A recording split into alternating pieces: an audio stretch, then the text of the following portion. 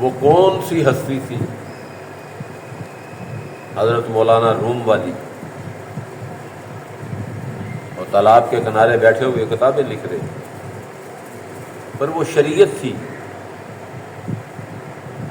وہ شریعت میں پوری طرح مکمل طور پہ اس میں طاق ہو چکے تھے، اللہ پاک کو پسند آ گئے۔ انہوں نے پھر حضرت شاہ شمس تبریز کو بھیجا۔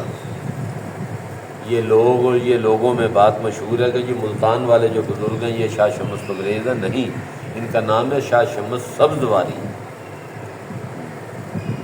شاہ شمس تبریز میں ہوئے ہیں، ایران میں ہوئے ہیں، وہ حضرت مولانا روم کے پیر و مرشد تھے۔ تو پھر اللہ تعالیٰ نے انہیں بھیجا، وہ آئے مسجد میں، گرد و غبار سے اٹے پٹے، کپڑوں کی کوئی حالت نہیں تھی۔ انہوں نے مولانا چٹائی بچھی ہوئی ہے، کتابیں رکھی ہوئی ہیں، لکھ رہے ہیں، تو انہوں نے آگے پوچھا، ایک کتاب اٹھائی تو انہوں نے یہ پوچھا کہ حضرت یہ کیا ہے؟ انہوں نے جب مولانا حضرت کی طرف دیکھا تو دیکھ کر یہ کہا، یہ وہ ہے جو آپ کی سمجھ میں نہیں آ سکتا۔ انہوں نے دیکھا یہ گرد و غبار میں کرتا پڑتا ایک ملنگا ہے، ان پڑھ ہے، یہ کیا جانے، اسے میں کیا سمجھاؤں کیا؟ بعض جگہوں میں آتا ہے کہ وہ وہی کتاب پکڑ کے انہوں نے وہ تالاب میں پھینک دی، بعد میں یہ آتا ہے کہ انہوں نے پورا مسلح ہی، پوری چٹائی ہی اس تالاب میں پھینک دی، تمام کتابیں پھینک دی، بعد میں یہ ہے کہ وہی کتاب ایک پھینک دی۔ اب مولانا بڑے پریشان ہوئے کہ یہ کیا کرتی ہے؟ اب وہ تالاب میں بھیگ گئی ہیں، ڈوب گئی ہیں، تو انہوں نے ہاتھ بڑھایا، ایسے ہی حضرت نے ہاتھ بڑھایا، وہ کتاب دکھائی، وہ خشک تھی، اسے تھپ تھپایا، اس میں سے کچھ گرد بھی نکلی، میں نے یہ لے لی۔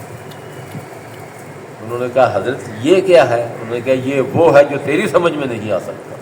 سبحان اللہ، وہ جو پہلے تھا اس سے حضرت مولانا نے کہا یہ وہ ہے جو آپ کی سمجھ میں نہیں آ سکتا، تو جب وہ کر کے دکھایا تو پھر یہ کہا یہ وہ ہے جو آپ کی سمجھ میں نہیں آ سکتا۔ یہ تھا طریقت میں داخل ہونے کا معاملہ۔ اللہ کو پسند آ گئے مولانا روم، انہوں نے پھر اگلی منزل کے لیے شاہ شمس تبریز کو بھیجا، پھر شاہ شمس تبریز آگے آگے ہیں اور مولانا روم پیچھے پیچھے۔ یہ ہے طریقت، یہ ہے فقیری۔ جب شریعت میں بندہ اللہ پاک کو پسند آ جاتا ہے، اللہ پاک اسے جب منتخب کر لیتے ہیں تو پھر اس کا داخلہ شریعت میں آ جاتا ہے، اس کا داخلہ پھر میٹرک سے نکل کے کالج میں آ جاتا ہے۔ یہ طریقہ کار ہے، اس میں آپ لوگ طریقت میں داخل ہیں، اس میں سختی آ جاتی ہے، غمی آ جاتی ہے، خوشحالی آ جاتی ہے، برداشت سے کام لینا ہے۔ اچھا ہو جائے تو اس ذات کی طرف لوٹا دے، برا ہو جائے تو اپنی طرف لوٹا دے کہ یہ میرے کسی فعل کی وجہ سے یہ غلط ہو گیا۔ اچھا ہو گیا تو اللہ کی طرف کہ میرے اللہ نے مہربانی کی ہے، یہ کام اچھا ہو گیا، اس کے اوپر ہی قائم رہنا چاہیے۔ یہ تنگ دستی وغیرہ ادھر ادھر آتی ہے، بہت بڑا امتحان ہے تنگ دستی بھی، ایمان داؤ پہ لگ جاتا ہے، اللہ پاک محفوظ رکھے۔ اور اس میں صبر و تحمل اتنا ہی کیا جائے جتنا پیر بتائے۔ اگر آپ کو وہاں پہلوانوں کے کھاڑے میں بھیج دیا جائے اور جا کے یہ کہا جائے کہ وہاں پر وہ اپنی سردائی وغیرہ بناتے ہیں،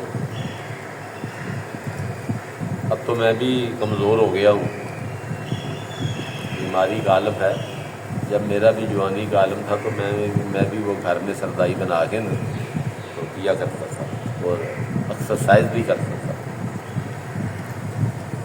تو کیا وہ پہلوانوں کی غذا، وہ جو سردائی ہے، وہ اگر عام آدمی کو دی جائے، جتنی وہ پہلوان پی رہا ہے اتنی اگر عام آدمی کو دی جائے تو کیا اس کا معدہ ہضم کرے گا اسے؟ اس کا معدہ اسے ہضم نہیں کرے گا۔ وہ اتنی ہی اسے دی جائے گی جتنا اس کا معدہ کام کرے. اس لیے پیر جو بات فرما دے وہی عمل کرنا چاہیے، اتنا ہی عمل کیا جائے، آگے نہ بڑھا جائے.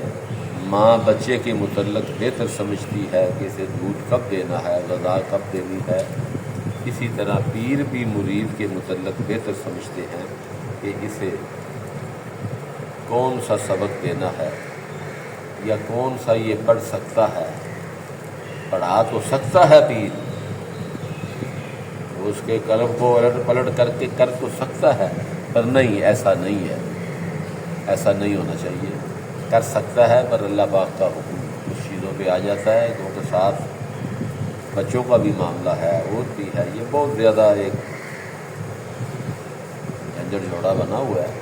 اس لیے جو راستہ پیر دکھا دیں اسی طرف چلنا چاہیے، اور اپنے شیخ سے اتنی محبت کی جائے، اتنی محبت کی جائے جیسے بچہ، چھوٹا بچہ ماں سے لپٹ جاتا ہے، ماں سے محبت کرتا ہے، اسی طرح شیخ سے محبت کی جائے. اور دنیا میں بڑے بڑے شیخ ہیں، جیسے کہ حضرت سلطان باؤ صاحب نے فرمایا ہے، ایک دے ڈٹھیاں نہ صبر اکھیں تو نہ ہور کسے ول کیوں بھجا ہوں. اس لیے اپنے دل میں، اپنے معاملے میں مکمل پختگی اختیار کرے، اپنے شیخ کی طرف رجوع کرے تو انشاءاللہ تعالیٰ بہتر رہے گا. پھر یہ زندگی موقع دے گی تو پھر انشاءاللہ دیکھیں گے.